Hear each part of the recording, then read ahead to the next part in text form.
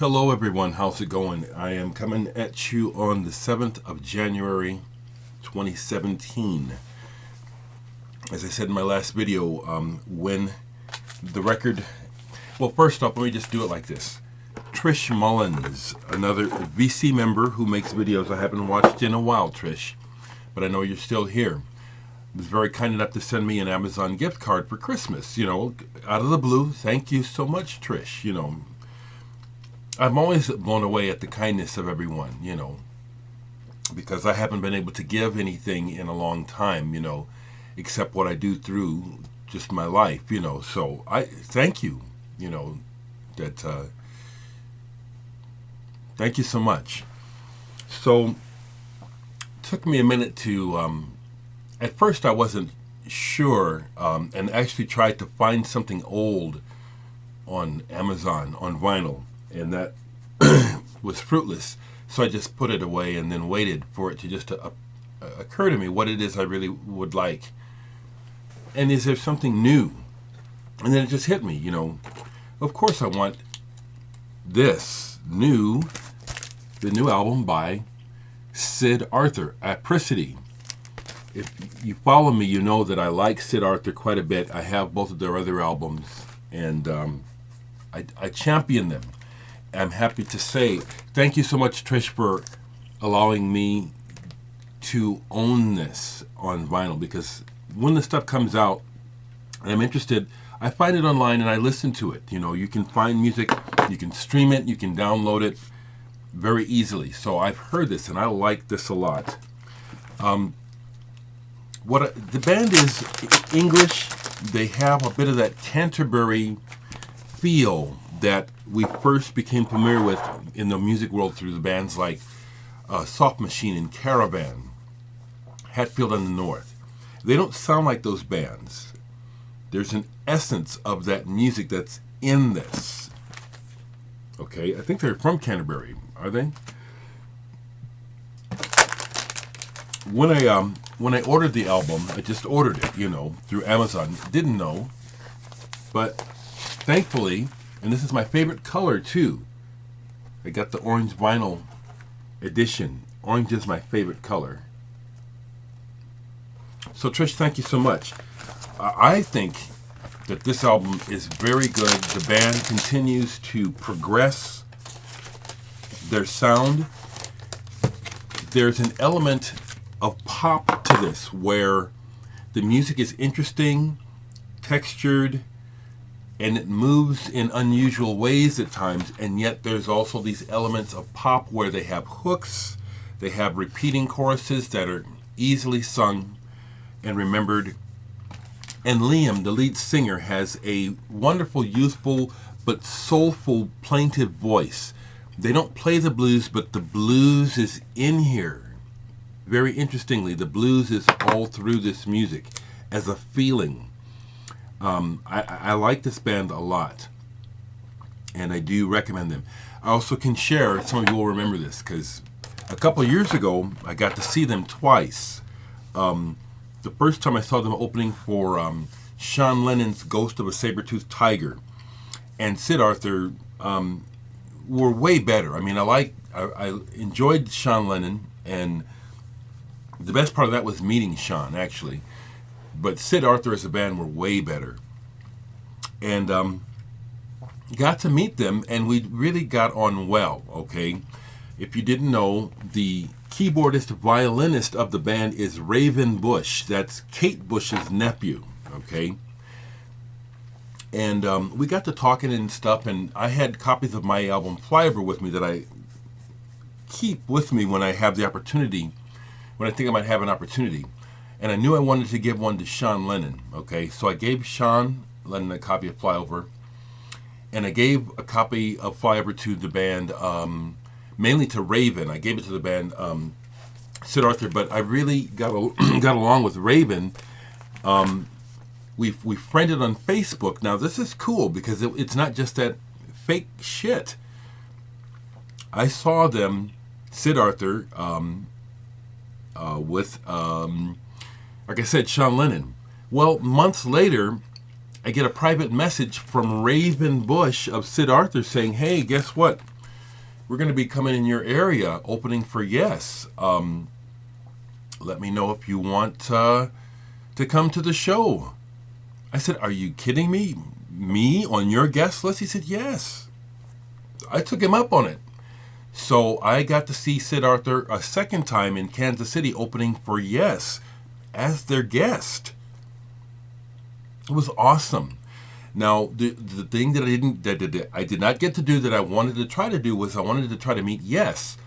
But it was a great show. Even as I watched the show and saw Chris Squire and everyone, in my gut, I knew that this was probably the last time I was seeing some of them alive. You know, Chris in particular, I noticed his puffiness. He's always been a big guy, but I couldn't help but notice it. It's part of my nature as an empath to feel and see things about people whether I want to or not.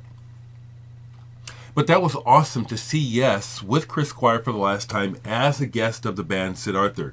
But when it came to trying to meet the band, he said, the guys don't hang too much. They pretty much play and get back on the bus and go to bed. You know. And, so, new album from 2016. Thank you again, Trish. I highly recommend this. I just think it's really good. I'm really glad that there are still bands making progressive rock music. Some other records sitting here, because I know you'd like me to stay. You know, I was thinking about that, you know, which is, I get along with people well. People like me well, and I like people, but I like my time alone. I really do. I have never been the sort of friend who, well, no, I grew out of it pretty early on.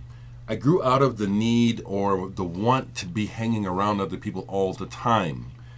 I spend time alone quite fine. I'm quite happy playing by myself. When I visit with other people, it makes it that much better.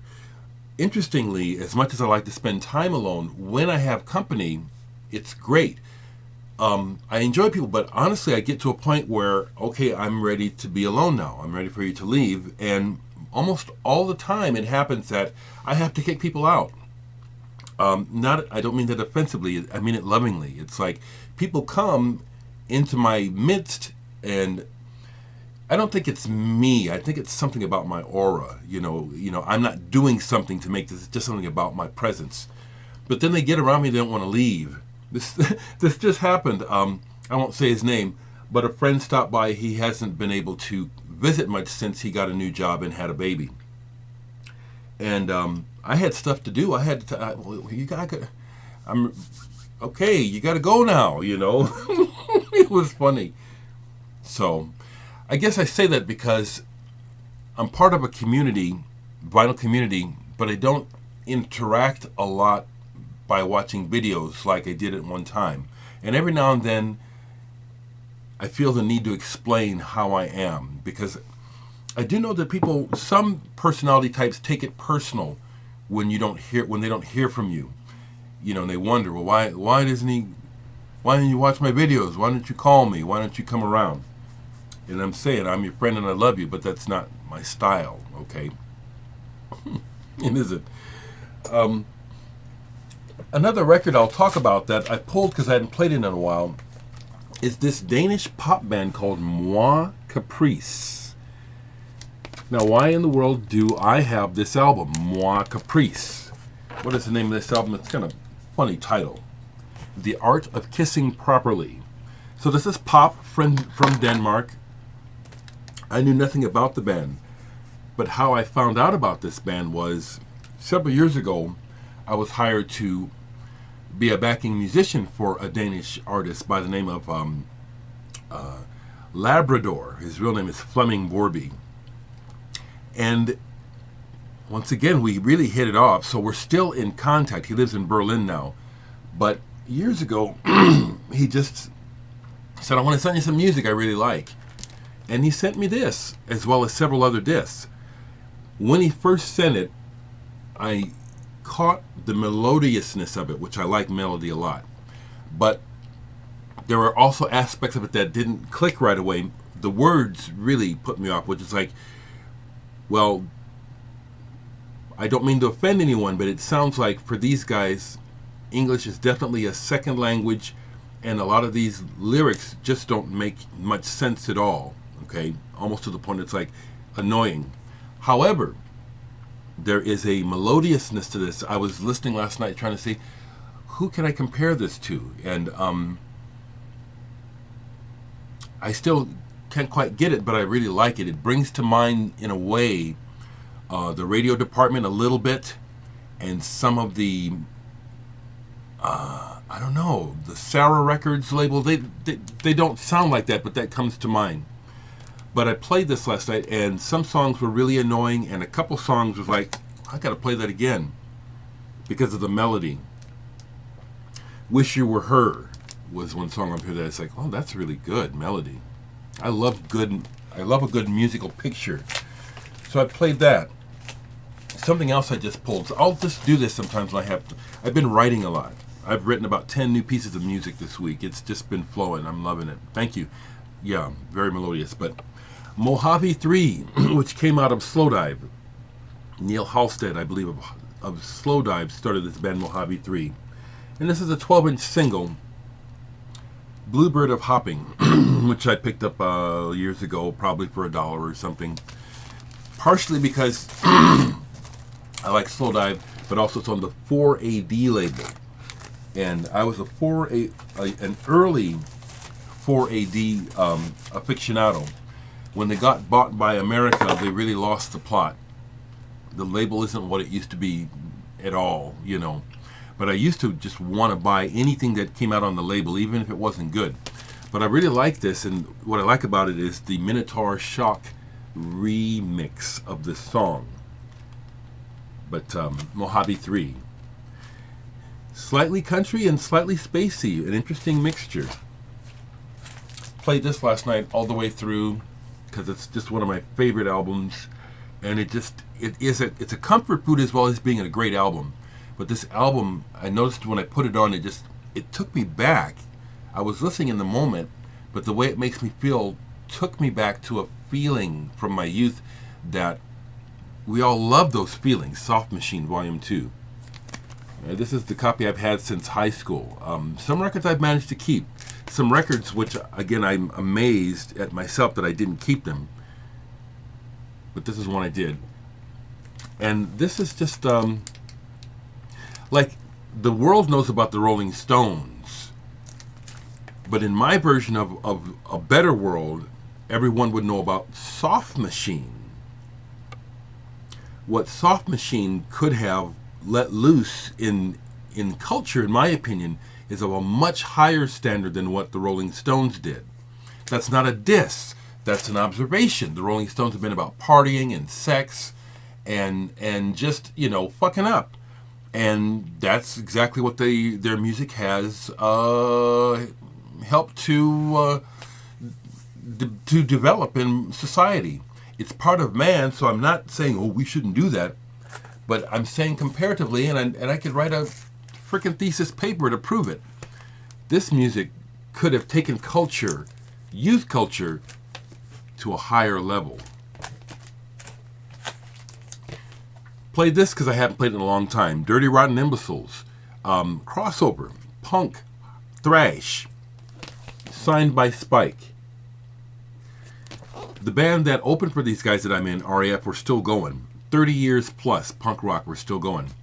Opened for these guys twice, once on this tour and once on another tour. Got along great with the guys. Listen to part of this. Mostly what I can still get into it is the energy and the sound of, I forget, Kurt's vocals. I like the sound of his voice. Some of the words are very adolescent on this now. You know, I've outgrown them, but this is a good throwback. This is good to get into it.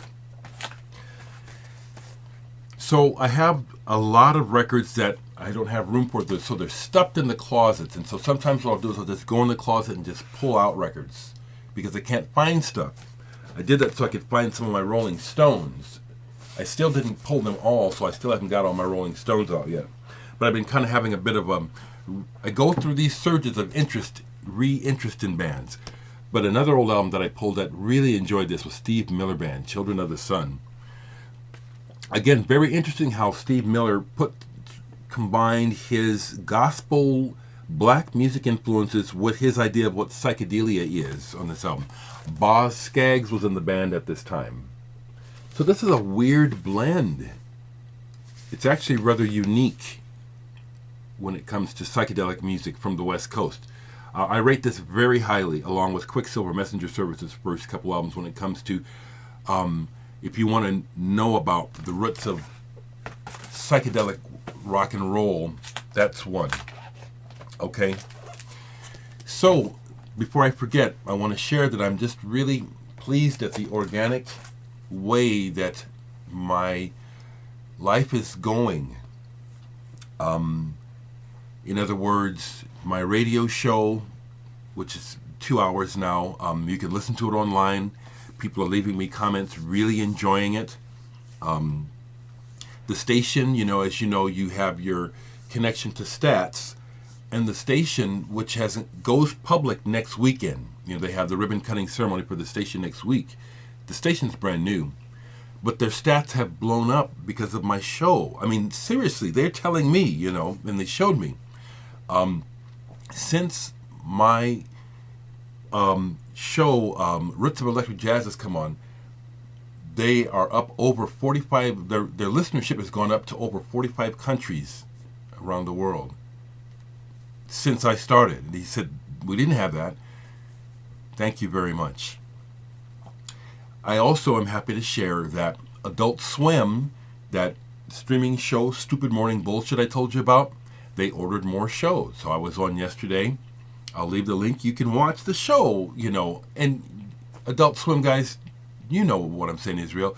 The show is not for people like me, it's really for young people. It's irreverent. I think a lot of the humor on the show is just really juvenile, but it's not for me. But I'm a part of it, and that is a wonderful opportunity for me to be a part of the show and to do what I do best, which is to tell you about music.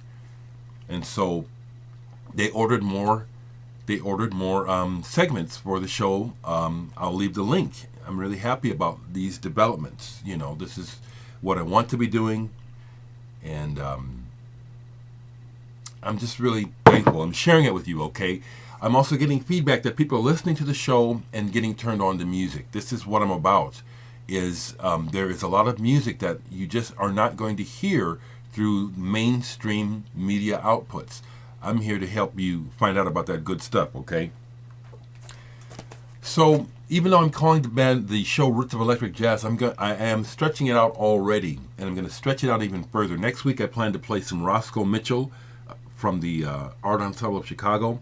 There's nothing electric about this, but what it is about this is that you can't hear this music on the radio in the Midwest. And this is some very intense, wonderful art. So I'm going to be playing something from this, Roscoe Mitchell's sound. This is intense, fantastic music. Power Tools with Bill Frisell and Ronald Shannon Jackson and Melvin Gibbs. Some of y'all know Melvin Gibbs, I believe. Yeah, he played with Henry Rollins' band for a while. Wonderful atmospheric ambient jazz. Plan to turn some folks onto this next week. This is sitting out. It's not for my show, but I just love the work of Hiromi Hosono. And this is some work of his called The Endless Talking. I think it was a commission piece. He's done a lot of commissions over the years. In listening to it now, this is old, 80s, so it sounds old now. You can hear this is the beginning of sampling and emulators, and so some of this is very playful, and it's kind of like, it just sounds like he's just messing around. It really does. Some of it sounds really, really well constructed, but I just love the man's mind. So it's playing this. 50-Foot Hose Cauldron. I believe I got this through the BC Tony Amaral. Mr. Fart Boy, 79. I had an original copy of this when I was a kid. It was almost too much for me as a kid. I dug it, but I also didn't dig it, so I didn't keep it. But this was a groundbreaking album, like the United States of America, blending electronics and kind of an outside avant-garde approach to songwriting with rock. This is really good. Captain and Beyond with the lenticular cover. I've had a few copies of this. This is old, 72.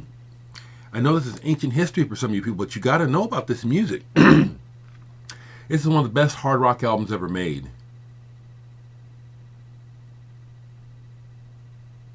Okay?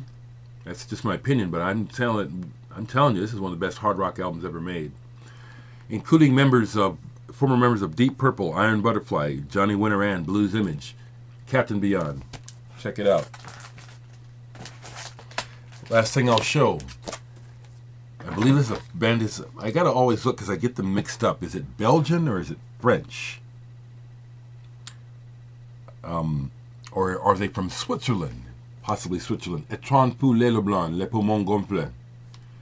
3-piece, very unique sound. Bass, sax, and drums. Very unique sound.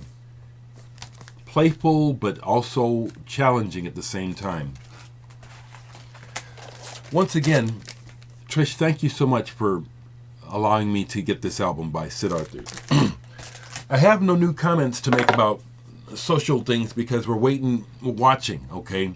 But I will say to you people who are new to me, when I feel like talking about politics or anything, I will talk about it here.